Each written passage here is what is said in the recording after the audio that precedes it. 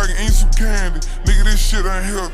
Nigga, hold your I tits. motherfucking missed the BALLEN video on the Sunday. I know I hit y'all late with this motherfucker. I ain't gonna cap.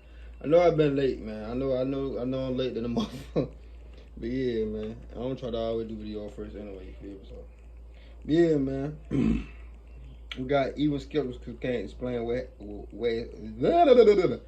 even spectacles can't explain how this man vanished. Hell, fucking read it, man.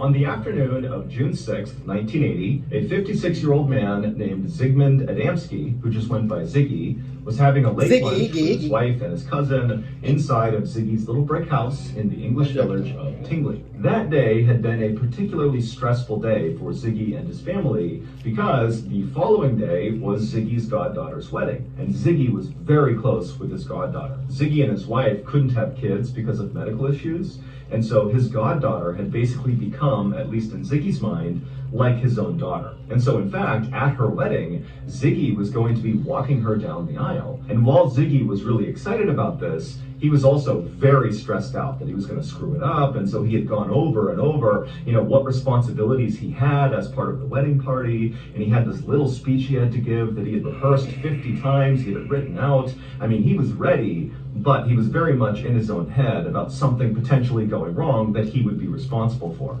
And on top of that stress, Ziggy had gotten into a fight that day with his cousin because he felt like the cousin was being kind of disrespectful in some way to his goddaughter, and so Ziggy had stepped up and defended his goddaughter to his cousin, and so there was this undercurrent of tension at the lunch table, not to mention this overarching stress that Ziggy was under about this wedding. And so as Ziggy and his cousin and his wife have this kind of tense meal, Ziggy suddenly realizes that he forgot to get potatoes when he went to the store earlier to buy ingredients for this meal. And for some reason, Ziggy decides, you know what, I'm gonna just put my stuff down now, go to the store and get those potatoes, even though at this point it was too late to make the potatoes for the meal. And so maybe Ziggy just wanted to go out and do anything to get away from his cousin for a minute and away from all this wedding planning they were doing and just kind of go out and clear his head. And so Ziggy put his napkin down on the table, he stood up, he told his cousin and wife that he was going out to get potatoes. They were like, okay, and the cousin actually said, do you want me to come with you? Is there anything else you need to get while you're out? And Ziggy said, nope, I'm good. He grabbed some cash out of his wallet and he headed out the door. The village of Tingley, where Ziggy and his wife lived, was a very safe place. He and his wife had actually moved there after fleeing from Poland during World War II, where both Ziggy and his wife, whose name was Lottie, had been held prisoner at some point. And so after all this trauma of being held prisoner and having to flee their home country, they had looked for the safest, best place to kind of resettle and stay for good, and Tingley was it, and they loved it. Ziggy had gotten a job in Tingley as a coal miner, and he had been doing that for 27 years. As for Lottie, she didn't work because she had a disease called multiple sclerosis, which meant she was confined to a wheelchair. But Ziggy and Lottie had quickly made lots of friends in town who were very supportive, and so it wasn't long before Ziggy and Lottie had a very happy and stable life in this town. The little shop where Ziggy was going to was only about 3 blocks away from his house, which meant walking to the store, getting potatoes, and coming back would only take a few minutes.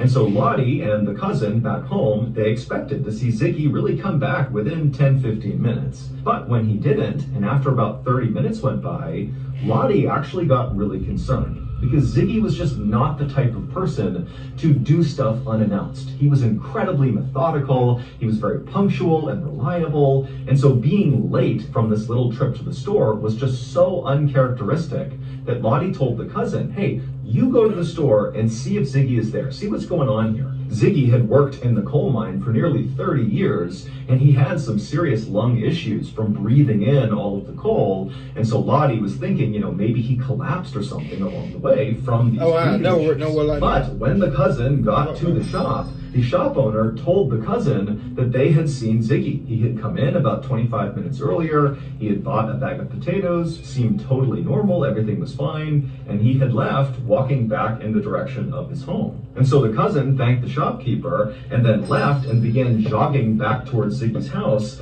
thinking, maybe he had just not seen him on the way, that maybe Ziggy was sitting down somewhere on this 3-block path. But the cousin got all the way home and didn't see any sign of Ziggy. And so after going back inside of the house, the cousin and Lottie talked about what they should do, and they actually went back out into the neighborhood asking around, asking neighbors and other people if they had seen Ziggy. But after a couple of hours of canvassing the neighborhood and not finding Ziggy or finding any indication of what happened to him, Lottie ended up calling the police. But the police were not inclined to launch a huge investigation for a grown man who's only been missing for a couple of hours in his neighborhood with no sign of foul play or any other sign that anything really bad had happened. And after the police began asking questions of Lottie and the neighbors about what Ziggy's life was like, they learned that recently Ziggy had been declined for an early retirement from the coal mine. Because of those breathing issues he was having, he had requested to retire now, but they said no. And so Ziggy was really upset about that.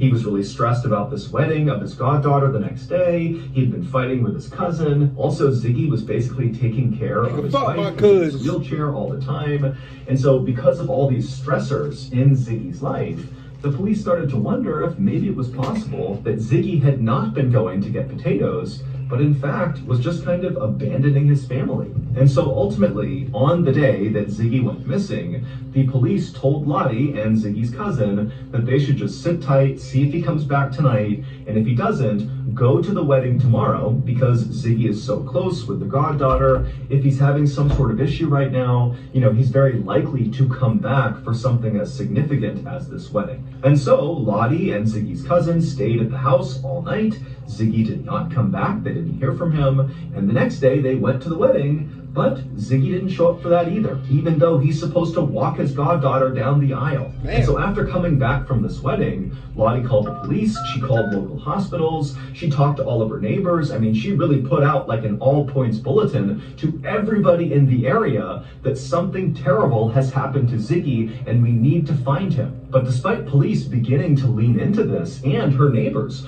really going out in force to try to find Ziggy, no one could find him. He had just vanished.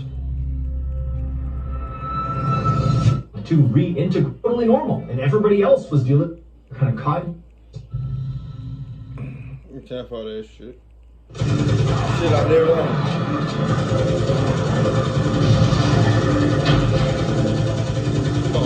On the morning of June 11th, so 5 days after Ziggy went to get potatoes and then vanished, a man named Trevor Parker got to work at his father's coal yard in the English town of Todmorden. The coal yard was basically just this big open lot that had a chain link fence around it that butted up against some railroad tracks. And inside of this lot were just these huge mounds of coal up against the perimeter of the lot. And then also inside of the coal yard was one small office building. And so on this morning, when Trevor pulled through the gates of this coal yard, first of all, he could see the entire yard the second he went in. And as he looked out, all he noticed was the fact that everything was wet from an early morning storm. And so after just kind of surveying around the lot to make sure none of the coal got blown around from the storm, he made his way to the small office building to do some paperwork. Trevor would work inside of that office building for a while, and then around lunchtime, Trevor decided to just go and get some lunch and kind of have a nice long lunch break. And so he left, he went to the pub, he was there for a couple of hours, and then around 3:45 p.m., he came back to the coal yard, and when he went through the gates, everything looked the same, except there was this dark thing on top of one of the coal piles in the back of the yard.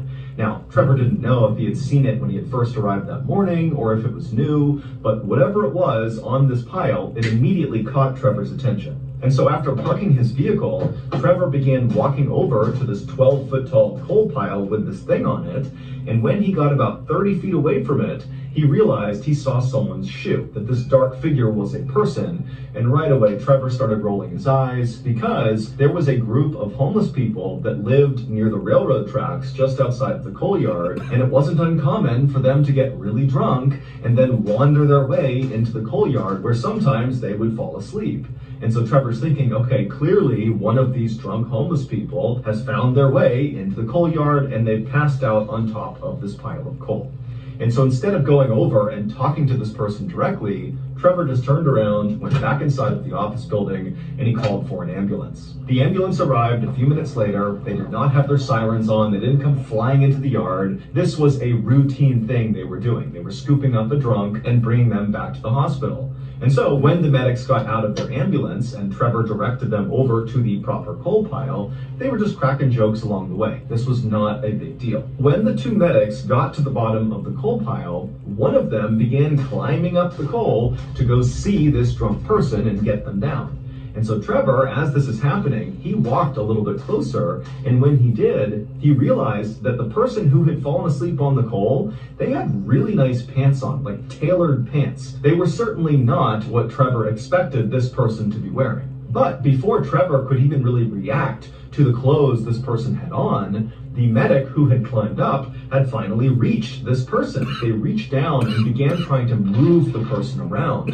And suddenly, when they had manipulated this person's body enough, the medic's facial expression completely changed. They went from somewhat routine to totally horrified. And they backed off of this person on the coals. Yeah. They turned around and ran down the coal, practically falling over themselves. And when they got down there, Trevor heard the medic say to his partner, call the police right now. And Trevor said, what's going on? What did you see? And the medic who had reacted that way just shook his head and walked away to kind of compose himself. And so Trevor at this point was starting to get spooked himself. Clearly, whatever the medic had just seen had really shaken him up.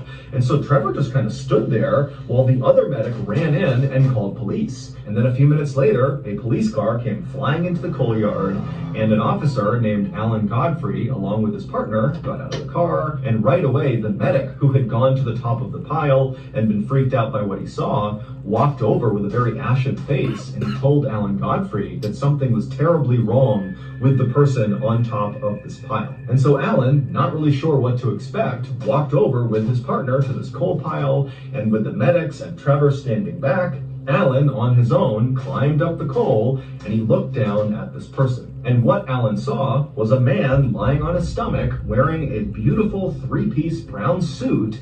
And Alan immediately noticed that there was absolutely no soot from the coal that this guy was laying on his suit. Even though Alan, just to get up here, had basically covered himself in black soot. And so he was wondering, how did this guy get up here and not get covered in soot? It didn't make any sense. Also, Alan noticed that this guy's hair looked totally bizarre. It looked like someone had given him like a really bad haircut with dull scissors. Like they just grabbed tufts of his hair and kind of chopped randomly. I mean, his hair was kind of all over the place. There were bald spots. And then as Alan looked from this guy's hair down, he noticed almost hidden in his hairline was this fairly deep wound in the back of his neck that was still bleeding. But there was this weird green jelly-like substance very obviously placed over this wound. And Alan had no idea what the substance was. But as weird as all that was, that didn't explain why the first medic had basically completely panicked and run away.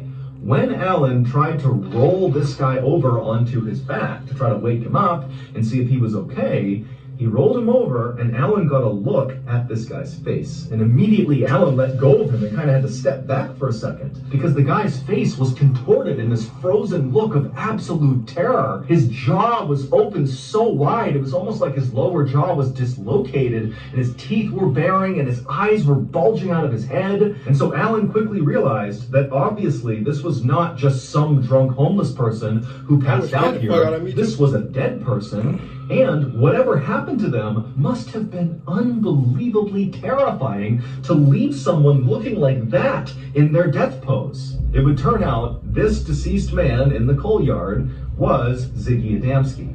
But this did not solve the mystery of what happened to Ziggy 5 days earlier. In fact, his discovery really only created more questions.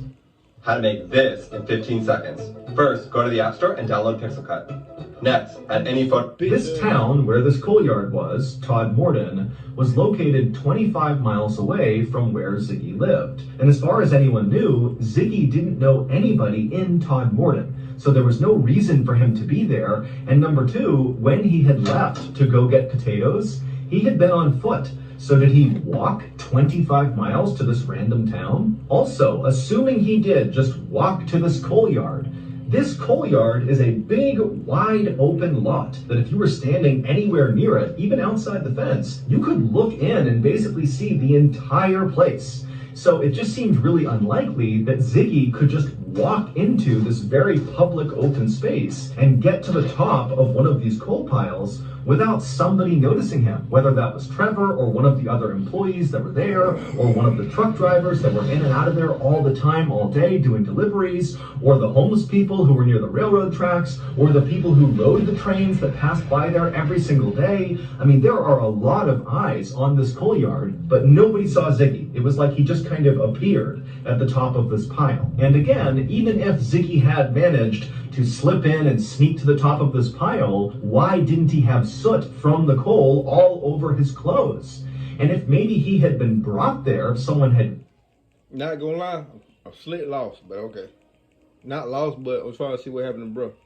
Killed him and put him on this coal pile, there's even more reason he would have soot all over him, because they would have had to drag him up to the top of the pile. And even putting all of that aside, if someone really did kill Ziggy and they placed him on this pile, why? This is a very open public place. Someone is going to find him. You're going to get caught if you're the killer. And then, of course, there is the issue of what Ziggy was wearing. That brown three-piece suit he was wearing that had no soot on it, it wasn't his. And it wasn't put on right. The buttons were not lined up. It almost looked like somebody else who didn't know how to put a suit on had tried to dress Ziggy. And then Ziggy also did not have an undershirt on. It was just the jacket over his skin. And then also Ziggy had this totally bizarre haircut that looked like someone who didn't know how to give a haircut had cut his hair with scissors and said, good enough. And then, of course, you have this wound on the back of Ziggy's neck. Now, the wound itself was determined not to be fatal. It was a fairly deep cut, but it wouldn't have killed him.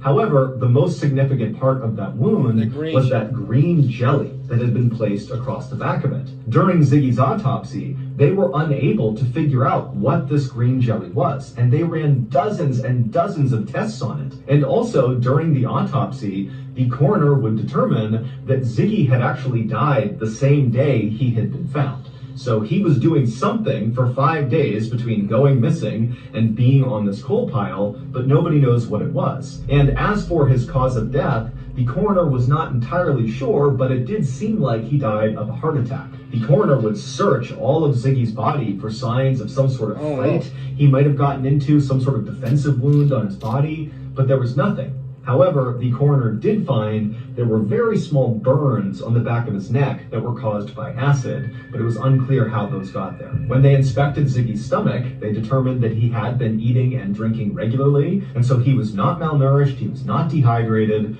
He was relatively healthy when he died. He just had this heart attack for unknown reasons, and apparently whatever gave him the heart attack scared him so badly, his face contorted in that horrible way. Ultimately, the coroner just kind of gave up and ruled that Ziggy had died of natural causes, and then the case was closed. But to this day, no one really has any idea how Ziggy went from going out to get groceries to winding up 25 miles away, dressed differently, with this haircut, with this jelly on him and acid burns, dead with this horrible look on his face on this coal alien. It doesn't make any sense. This case has become very famous because people say it is the best example of alien abduction.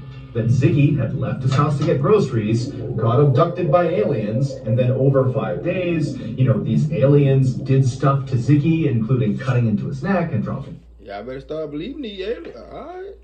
Acid on him, and then they put that green stuff on the back of his neck. They dressed him the way they thought people dressed, in the suit, but they didn't really do it right. And then they literally just dropped him on top of this coal pile, which would explain why he didn't have soot all over him. He was dead, they dropped him, and he just landed on the top of the coal pile. And even if you think that's totally far-fetched, keep in mind, still today, we do not know what that green jelly compound was on the back. What you think it was? It's literally never been identified, and people have been trying to figure it out for 40 plus years. Also, it's worth noting that one of the responding police officers, Alan Godfrey, claimed to have seen a UFO within weeks of finding Ziggy Adamski. So that's gonna do it. If you got something out of... And I'm gonna guess, it wasn't reported to nobody that they had seen the alien in any way. This story was alright. It was kind of mid. I ain't gonna count. You know what I'm saying? I don't know, Mr. Ballin be having his off days too now, cause this video, it was alright. It wasn't all that, you feel me? Alien abductions, y'all better believe in alien abductions, for real. That shit happen. Y'all be thinking these kids I ain't gonna say kids, but these people be, it be sometimes, cause they do be human sex trafficking like a motherfucker. It is that. But I believe it's human sex trafficking, and then you got alien abductions too. They'll show up in Las Vegas and shit like that. Hell yeah, that's why I'm skeptical about going to Las Vegas. Bitch, you not finna abduct me. I'm a kid. Fuck. But yeah, man, this video was alright, man. I ain't gonna cap, man. Give you a thumbs up, like, subscribe. Mr. Baller Sunday, man. See, I'm gonna go in that video, man. Give you a thumbs up, subscribe. Make sure y'all subscribe and give you a thumbs up. Let's ride, man.